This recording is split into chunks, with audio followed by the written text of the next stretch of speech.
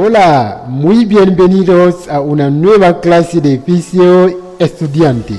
En esta oportunidad vamos a dar paso a un tema muy importante que es la anatomía.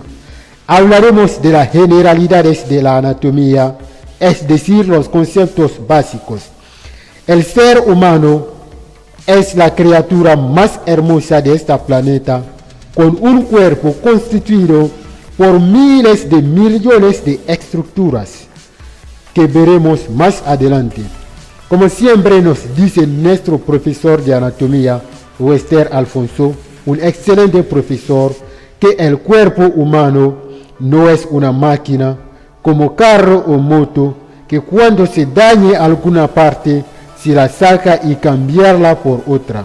Por ejemplo, si me fracturo un dedo, para curarlo debemos sacarlo completamente para reemplazarlo o cambiarlo por otro dedo nuevo. Eso no es posible con el cuerpo humano. Por eso, que seamos estudiantes o profesionales de las ciencias, debemos tener conocimientos muy sólidos en la anatomía.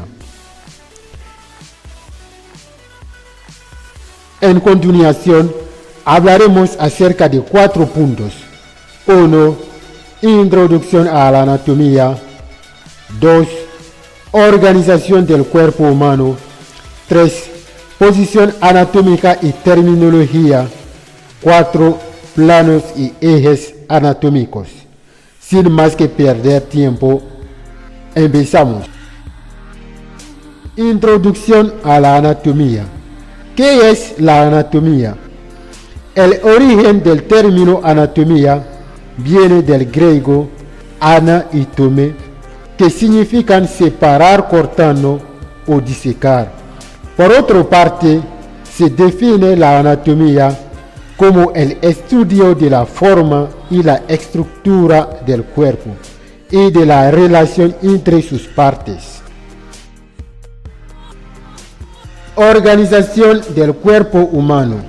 El cuerpo humano muestra simetría bilateral, es decir, las mitades izquierda y derecha son imágenes de espejo, una de la otra. En ese cuerpo hay 10 sistemas y aparatos, los cuales se forman con los 4 tipos fundamentales de tejidos, que son el tejido conectivo, tejido epitelial, tejido muscular y tejido nervioso.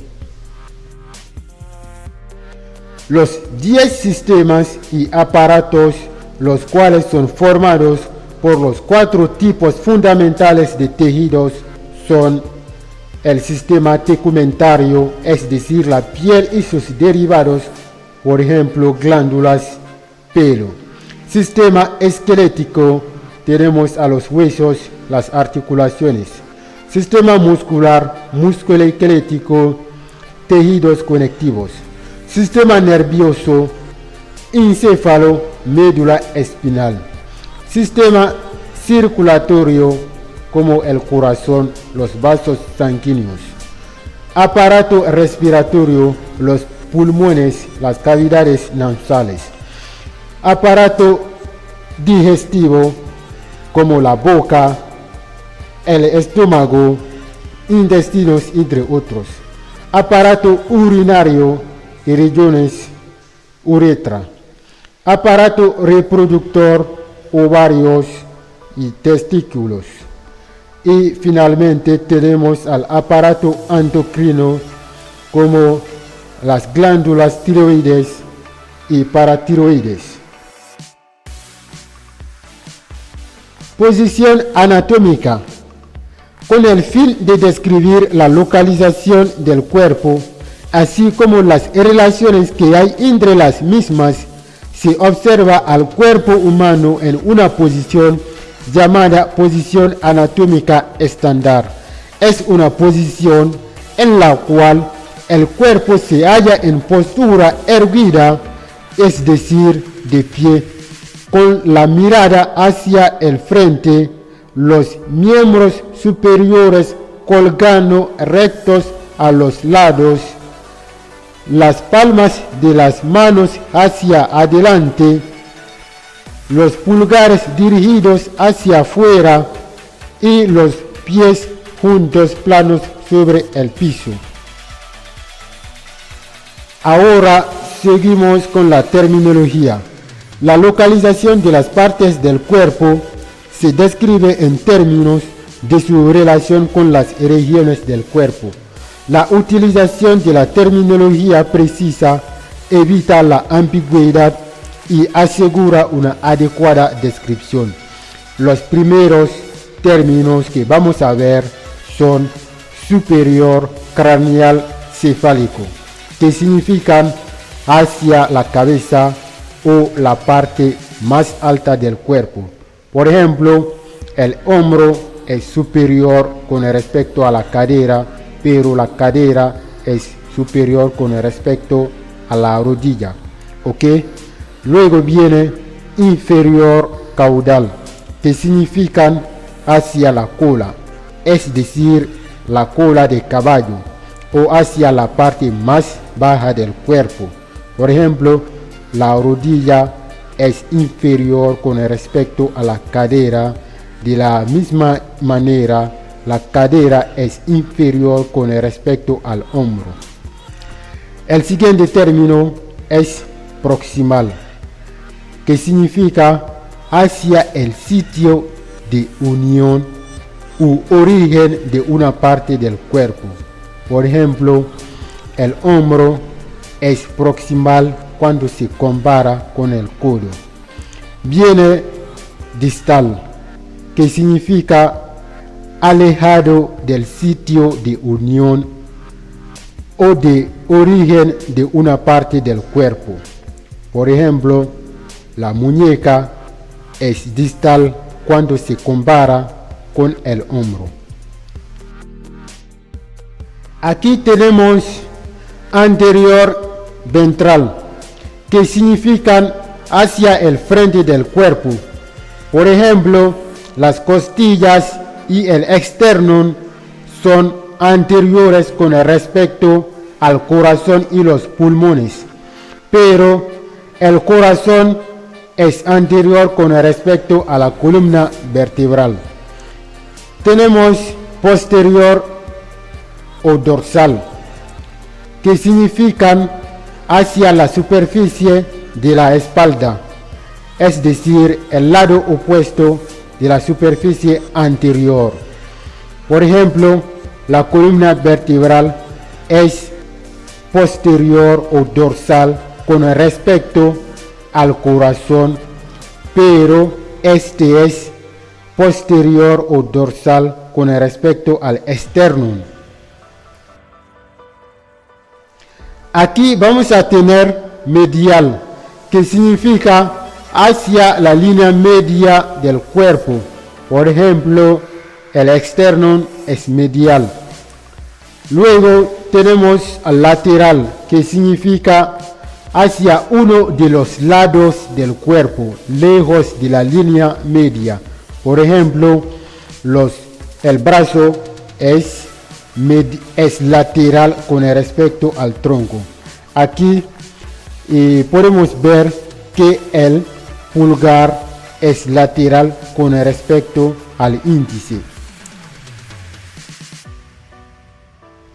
Siempre con la terminología, aquí vamos a tener superficial, que significa hacia la superficie. Por ejemplo, epidermis es superficial con respecto a dermis, pero dermis es superficial con respecto a hipodermis. Luego tenemos a profundo, que significa hacia abajo la superficie a distintos niveles. Por ejemplo, hipodermis es profundo con respecto a dermis, pero dermis es profundo con respecto a epidermis. Los términos externo e interno tienen significados similares a superficial y profundo, pero se utilizan para describir la localización de la pared corporal externo y las vísceras internas. Siempre siguiendo en el apartado de la terminología, aquí tenemos palmar, que se refiere a la superficie anterior del antebrazo y la mano, es decir, la palma. Luego plantar, que se refiere a la planta del pie. Las superficies posterior y el empeine del pie son referidos como superficies dorsales. Vamos con el último punto, que son planos y ejes anatómicos. Primero, los planos.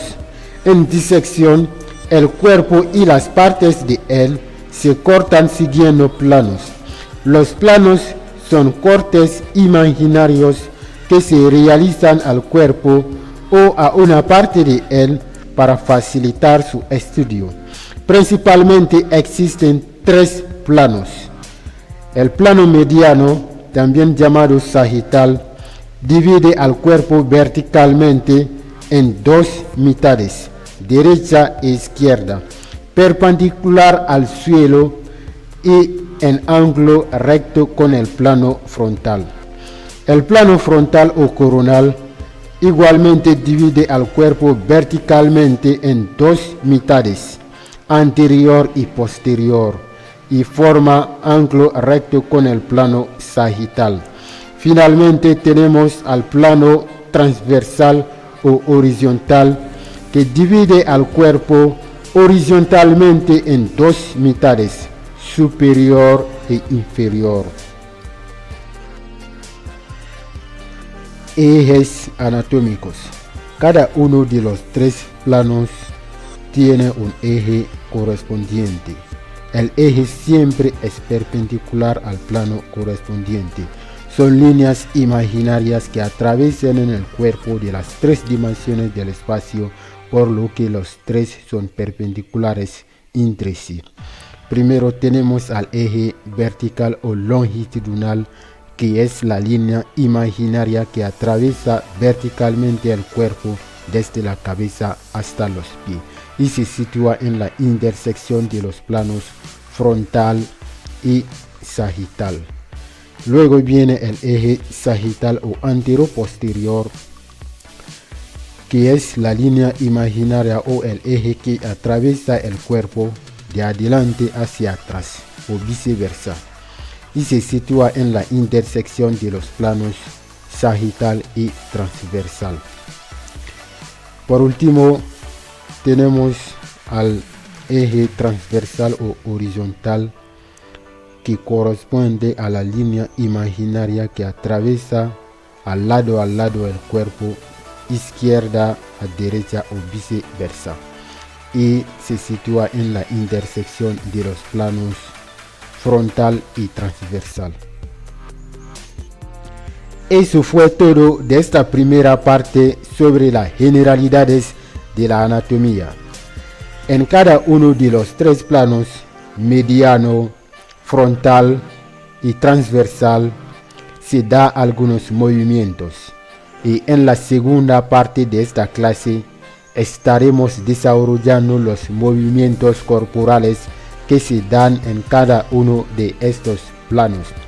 Espero que si le ha gustado el video, y si aún no te has suscrito, suscríbete al canal, no cuesta nada, solamente darle clic al suscribirse, y síguenos en las redes sociales, en Facebook, Instagram, YouTube como Oficio Estudiante.